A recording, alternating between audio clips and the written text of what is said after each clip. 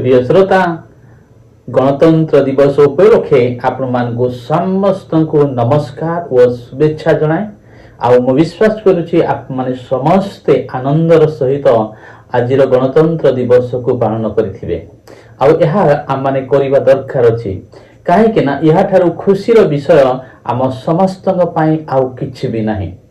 आउ जानती 1947 मसीहा अगस्ट 15 तारिख में आम देश स्वाधीन प्राप्त है। अंग्रेज माने अनेक वर्ष पर्यंत आम देश को आउ से शासन करते शोषण करते आम माने रक्षा पाइलु आउ निज देश को निजे शासन करी बोली आम माने जो स्वाधीनता पाइलु आउ सेतिपाई तो आम माने आज स्वाधीनता देशर नागरिक अटू। आउ जानते कि आपण माने कि प्राय 2 वर्ष 11 मास पुणी 18 दिन लगी आम देशर संविधान बनैबा पाई।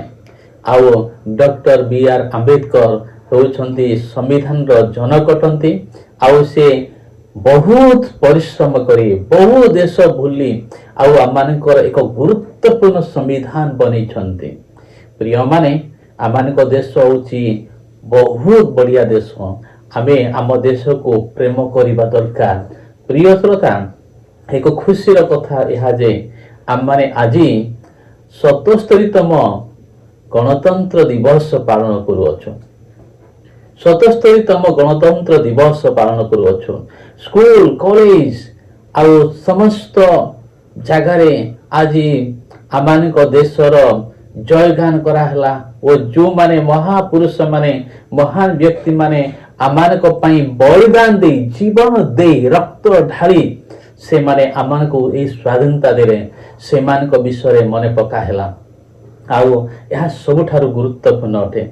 जो माने आदि दिन को देखिबा पई इच्छा करतले से माने अनेक नहांती अनेक स्वाधीनता देवा निमंते से माने जे बलिकृत होइछंती। अगणित जनता मेन लोक मान नेता मान को आमे नाम नेउछु किंतु अगणित जनता स्वाधीनता देवा निमंते बलिदान होइछंती।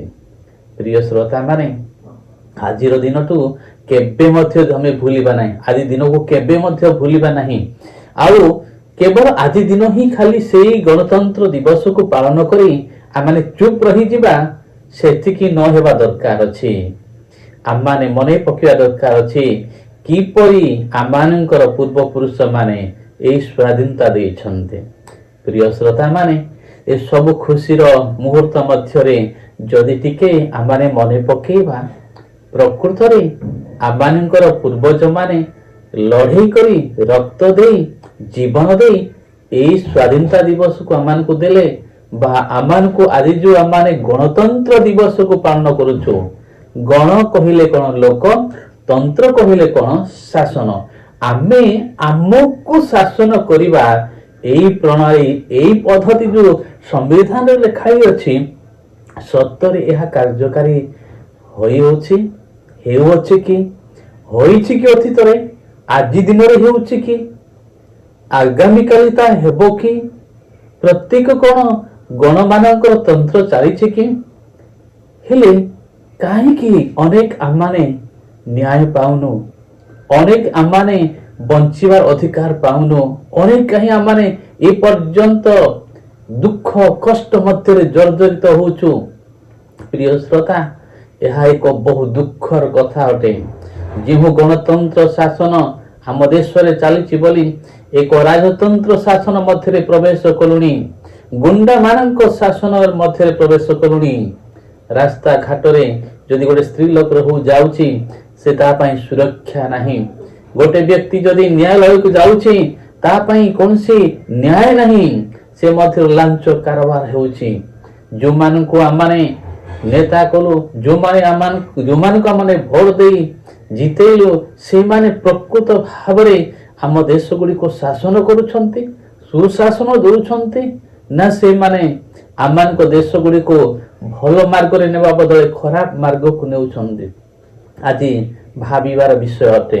सतरे आमाने गणतंत्र राष्ट्रर नागरिक हिसाब रे आमाने निजर स्वाधीनता को आमाने कोन उपभोग करि पारुछु कि आमान को स्वाधीनता कोन आमान को पई कार्यकारी होउछि कि ନା କେବଳ ସ୍ୱାଧୀନତା ନାଗରିକ ବୋଲି ଆମେ କହୁଛୁ, ନା କେବଳ ଆମମାନେ ଏଇ ଗଣତନ୍ତ୍ର ରାଷ୍ଟ୍ରର ନାଗରିକ ବୋଲି କହୁଛୁ, ଆମେ ହିଁ ଆମକୁ ଶାସନ କରୁଛୁ ବୋଲି କହୁଛୁ।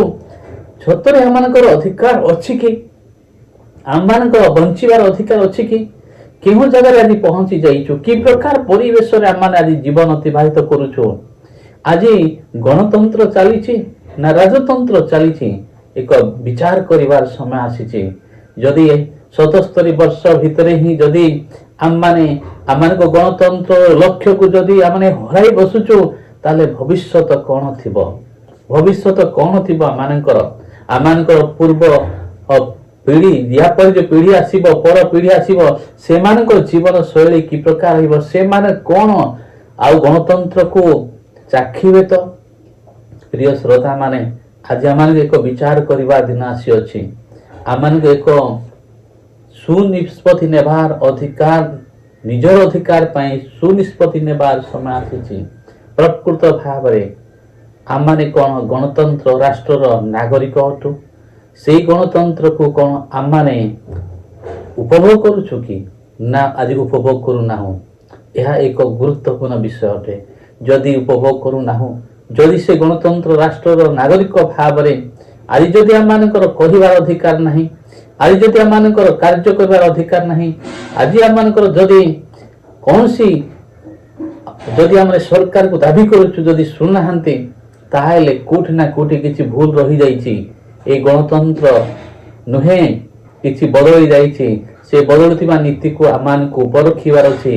ତାପରେ ପ୍ରକୃତ ଏକ ନାଗରିକ ହିସାବରେ, ଗଣତନ୍ତ୍ରର ନାଗରିକ ହିସାବରେ ଗଣତନ୍ତ୍ରକୁ ବଜାଇ ରଖିବା ଦରକାର ଅଛି। ନହେଲେ ଅନ୍ୟ ଦେଶ ଗୁଡ଼ିକରେ ଯେପରି ଗୃହ ଯୁଦ୍ଧ ହେଉଛି, ଆମମାନଙ୍କ ଦେଶ ମଧ୍ୟ ସେ ପ୍ରକାର ହେବାର ସମ୍ଭାବନା ଅଛି। ଯେତେବେଳେ ଗଣତନ୍ତ୍ରର ନାଗରିକମାନେ ନିଜର ଦାବି କରନ୍ତି, ଯେତେବେଳେ ପାଆନ୍ତି ନାହିଁ, ସେତେବେଳେ ମହା ବିପ୍ଳବ ହେଇଯାଏ। ସେଥିପାଇଁ ଆଜି ଜାଗ୍ରତ ହେବାର ଅଛି। ଆମମାନେ ଯେ ବୁଦ୍ଧିମାନ, ଆମମାନେ ଯେ ଜ୍ଞାନବାନ, ଅନ୍ୟ ଦେଶ ଗୁଡ଼ିକ ଆମେ ଦେଖୁଛୁ, ଯେତେବେଳେ ସେମାନେ ନାଗରିକ ଅଧିକାର ପାଆନ୍ତି ନାହିଁ, ସେତେବେଳେ କ'ଣ ହୁଏ?